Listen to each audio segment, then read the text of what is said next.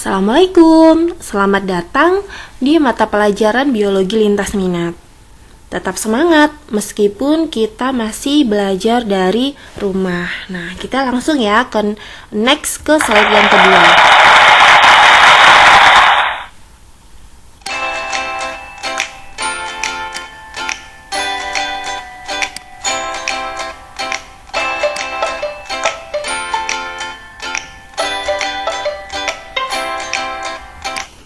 Nah, di slide yang kedua ini ada paparan tentang materi yang akan kita pelajari di semester 1. Ada 3 bab. Yang pertama adalah sel, kedua jaringan tubuhan, dan yang ketiga adalah jaringan hewan. Dicatat ya, 3 bab yang akan kita pelajari di semester ini. Next. Nah, kita langsung ke bab yang pertama, yaitu sel. Nah, apa? Ada pertanyaan, apa ya? Apa itu sel gitu ya? Nah, kalau kita berbicara tentang sel, tentang pengertiannya ini sudah tidak asing lagi untuk kalian karena di kelas 10 kemarin kita sudah membahas sedikit tentang sel ya. Sel di sini adalah unit struktural terkecil dari suatu makhluk hidup ya. Jadi bagian yang paling kecil dari tubuh kita itu adalah sel. Nah, sekarang kita next lagi. Kita ke sejarah singkat penemuan sel. Nah, ini ya.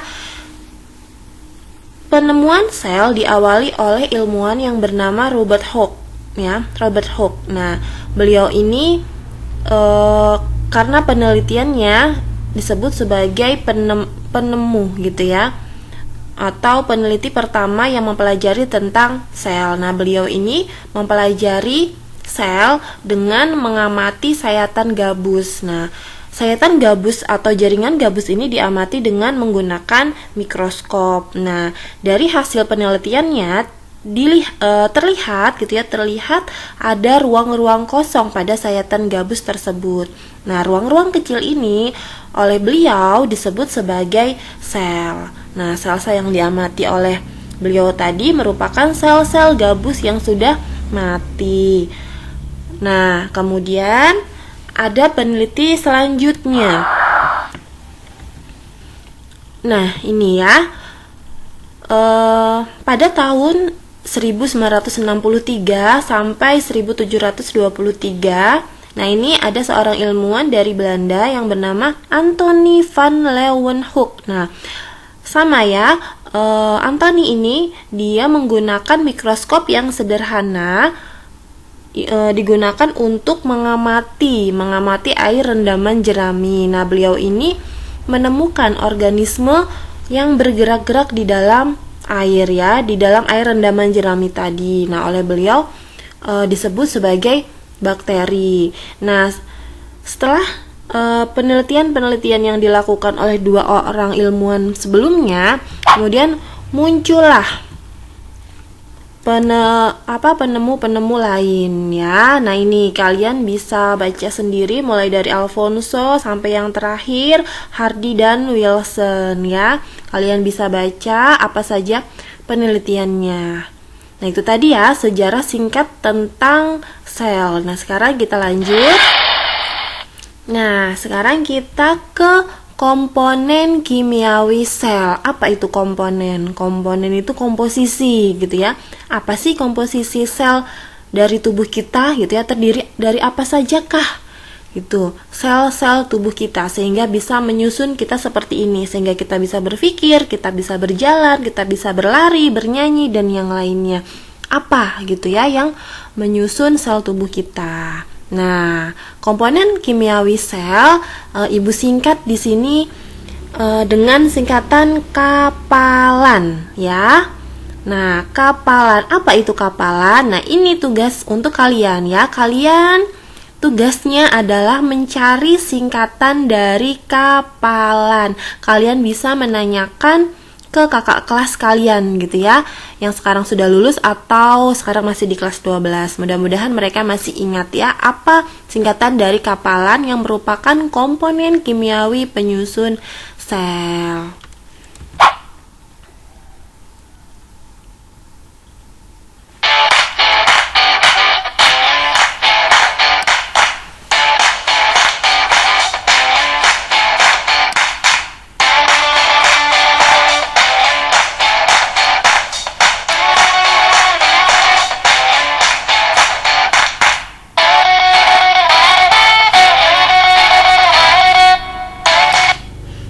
Tugas kalian ya, tugas kalian adalah meresume atau meringkas di buku catatan materi yang telah Ibu sampaikan tadi.